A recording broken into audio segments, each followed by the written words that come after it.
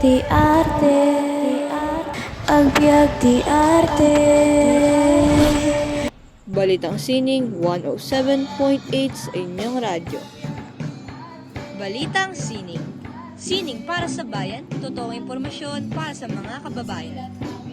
Mula sa tanghalan, patungo sa inyong tahanan, tanging katotohanan ng hangarin, ito ang Balitang Sining 107.8 sa inyong mga radyo.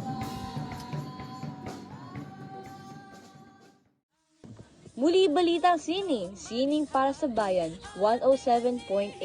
Sa loob ng ilang minuto, maglalahad na ng iba't ibang chismis na pupukal sa inyong atensyon. Narito ang tambalang Trixie at Win, nagigising sa inyong tahanang magbibigay buhay sa inyong umaga. Ito ang Balitang Sining, makasining na araw sa inyong mga ka-Oceanians.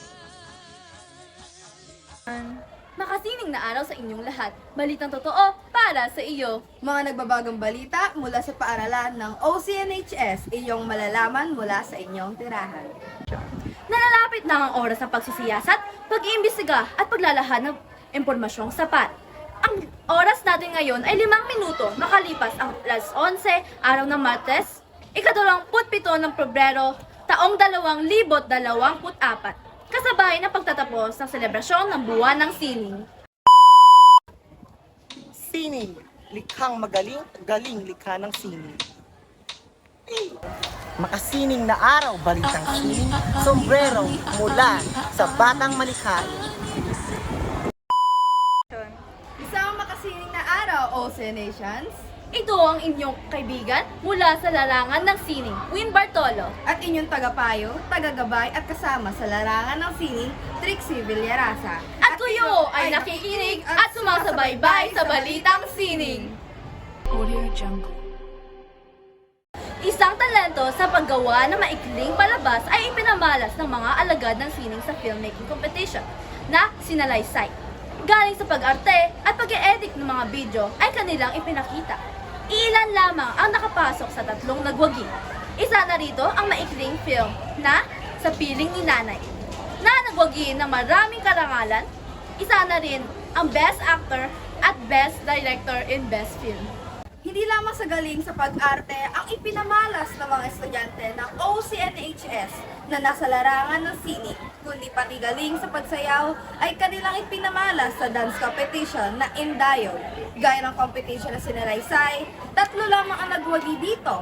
Isa na rin ang grupo ni Arvin and Friends na nagwagi ng pangatlong pwesto. Nagbabalik ang Balitang Sining. Ngayon naman pag-usapan natin ang naganap sa Likhawitan Competition. Isang talento at pinakatatanging banda mula sa likhawitan na kantahan. Ang mga banda na ito ay naghahatid sa atin ng kakaibang karanasan sa pagtatanghal. Nagwagi ang kantang Buhay ng Sining sa pangalawang pwesto. Sariling ginawa at inawit ng Libag Music Productions. Isinulat ni Eira Duran ang kantang Buhay ng Sining. Tara na't maglakbay sa paaralan ng OCNHS na puno ng kahanga-hangang pinta dito sa Pinta Husay. Muling nagwagi ng ika-7 pwesto, yours truly, Trixie Villarasa. Matapos maganap ang mga kaganapang ito, nagkaroon ng isang awards night na ginanap sa SM Olongapo Central. Ipinakita at inanunsyo ng aming mga guro. Punong guro ang mga nagwagi sa mga competition na naganap sa buwan ng sining.